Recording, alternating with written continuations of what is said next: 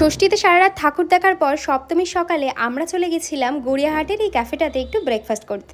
মানে সেখানে গিয়েই মনটা পুরো ভালো হয়ে গেল। কি সুন্দর গ্রিনারি ছোঁয়া, চারিদিকে এরকম অ্যাস্থেটিক এক একটা কর্নার। কলকাতার বুকে এরকম একটা ক্যাফে যেখানে এত সুন্দর খাওয়া দাওয়ার সাথে এরকম ফটোজেনিক প্লেস, মেয়েদের জন্য তো এই জায়গাটা অনেক বেশি প্রিয় হতে চলেছে। ব্রেকফাস্টে ছিল এদের মাল্টিপল অপশানস, এখান থেকে 3-4টা অপশান আমরা অর্ডার করি। তবে আমার যেহেতু ব্রেকফাস্ট প্ল্যাটার থেকে বার্গার খেতে বেশি ইচ্ছে করছিল, তাই আমি অর্ডার করেছিলাম বার্গারের এই প্ল্যাটারটা। সাউথ ওয়েস্ট চিকেন বার্গার, যেখানে ছিল একটা বার্গার যেটা ছিল অনেক বেশি ওভারলোডেড, তাছাড়া ছিল ফ্রেঞ্চ ফ্রাইজ, আরও ছিল স্প্রাউটস আর একটা ডেপ।